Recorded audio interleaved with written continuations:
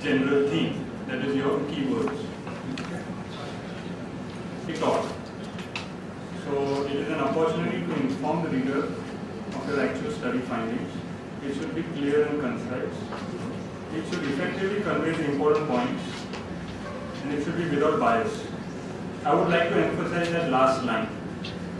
It is not in the results chapter that you interpret anything. Results is just for you to show what you got.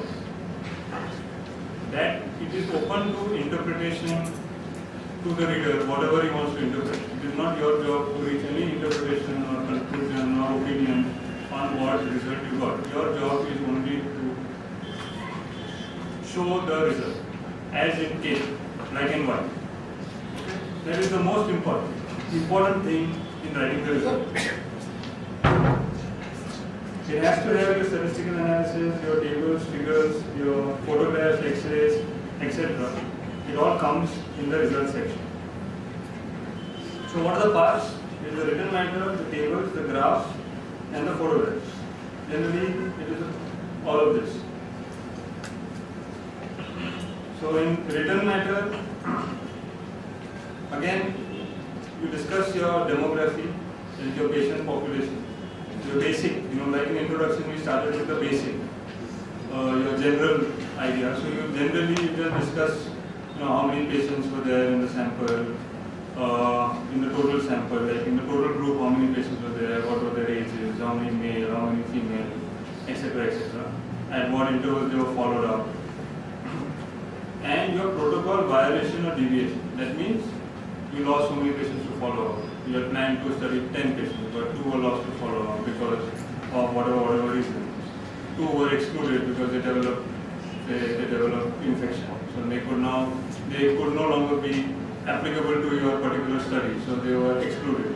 So those protocol violation and deviation you have to mention. Then you come to your primary outcome. So like in our study, it is a functional outcome. In that it is a knee range. So knee range of motion becomes a primary outcome. And then there are multiple secondary outcomes, like your alignment or your flexion deformity, your pain, etc., etc., etc. And then you come to your subgroup analysis. I will simplify this even further. Before that, how do you write all this? So values have to be written. There is a specific way to write. You have to write the mean plus minus standard deviation, and in the bracket you have to write the range. Okay, so the mean age of the group was so many years plus minus so much standard deviation, and in the bracket from say 45 to 85 or whatever. And the percentage has to be written as 60%. Suppose you are writing 60%, you have to also write in bracket how 60%. So 6 out of 10, so 60%. You cannot only write 60%. This is the way you write your result. And then you put it into demographic and outcome measures when you actually write it down. So now we come to our study of the day, the prospective comparison of high flex and standard. And you will arrange your results as per the classic PICO format. That is the total group, then the conventional group, the high flex group, and then the comparative. So this same format, same theme you will be using in writing your result. So first is the results of the whole group, then the results of the standard group, results of the high flex group, and then the results of the comparison. So it will look like this. The results and observations. So we started with the whole group. So there were so many patients, 20 patients in each group. The mean age. We were discussing the demography, etc., etc., etc. You go on discussing. You can probably end with the pre-op pain score was 15 in Indus, where it was in the high flex group, and when in the standard group it was 24. So like that will be your of the whole group. Then you come to the individual. So in the Indus group, what was your pre-op? So you can say pre-op range was, so it is the value plus or minus the standard deviation, and in the bracket the range, as you can see over there in the first line. And you continue writing it, and you can also give a reference to the table. I'll come to the table a little later. Similarly for the PFC group, and then eventually the comparison. So you start with your range of motion, then your pain, then your functional score, alignment, how the two groups differ in all these functional outcome parameters. You have to write that all down. In a thesis, the results have to be written in far more detail, and the tables will supplement. In a paper, you could get away by just referring the reader to a particular table. You do not need to replicate what is in a table in text as well. So that you can have, because paper it has to be shorter, there is a problem of space. But in a thesis, you are expected to write down the whole result as well. Now we come to the tables. So a table is a very effective way to give a large amount of data in a small amount of space. More than the large amount, I would like to emphasize that it is here that you give your complete data. Do not give selective data or only part of your data. Do not try to mislead or guide your reader to believe in something. This is not the place.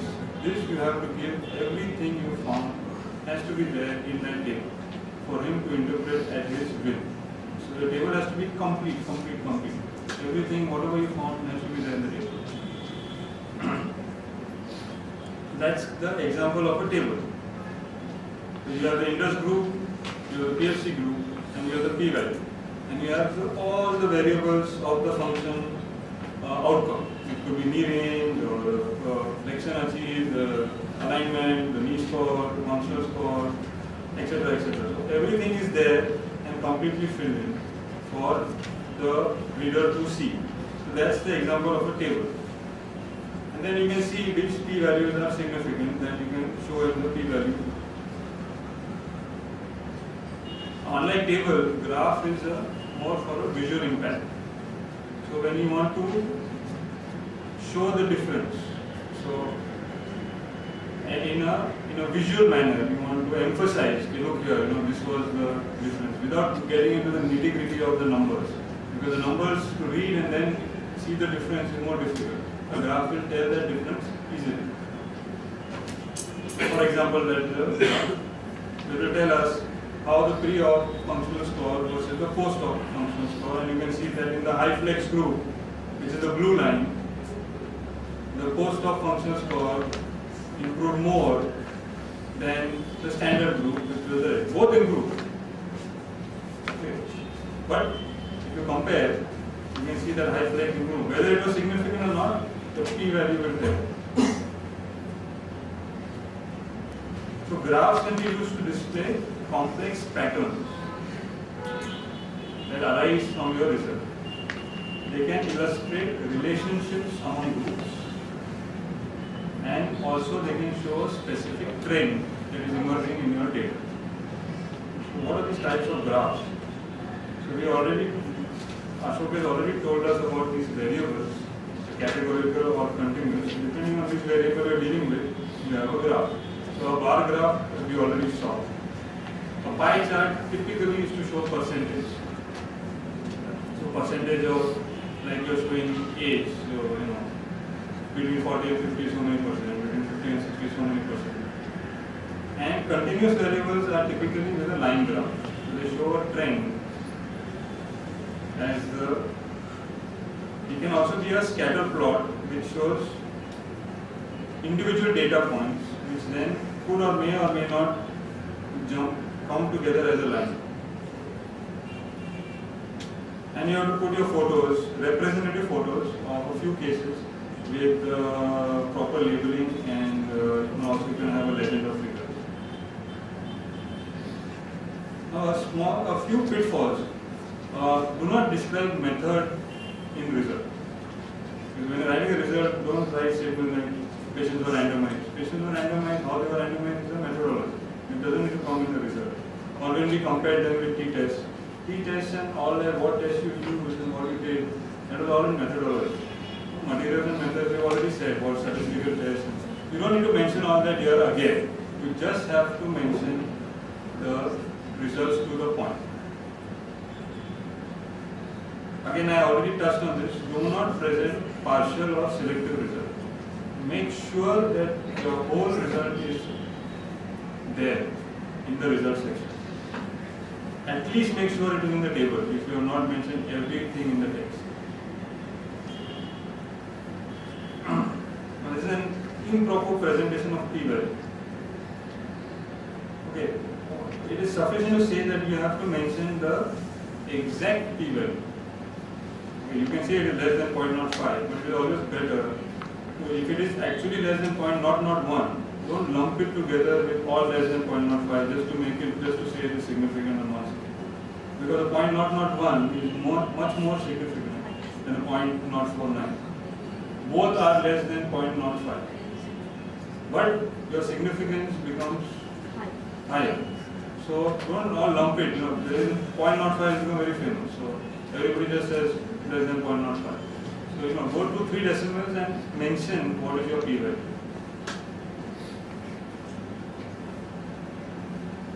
Now just like don't include materials and methods, don't reach inference or conclusion in mentioning your results. That will come in your discussion and conclusion chapters. Okay, then in the discussion you are allowed to make an interpretation, not in the results. So you should give it in an unbiased way. Look at that sentence. Since the clinical outcomes are similar, this difference is not important. Clinical outcomes are similar is your result. Difference is not important or whatever it is your interpretation or your opinion. It may be right, it may be wrong. It is not the place to say.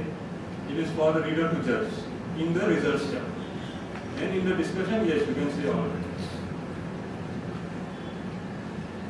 Always, while writing results, take help of your guide, take help even more of the template paper to see how they have written the results. Remember that it is a flow. Even though you have to say everything, do bring out the important differences that have emerged in your results. The ones with the statistically significant things, so that has to be brought out well so that the reader can see, okay, here it is different, here it is different. So there is a way to write it so that it is effective. If you just write it down 1, 2, 3, 4, it may not bring out the important things. Okay. Now any questions before we go on to the next? So whether the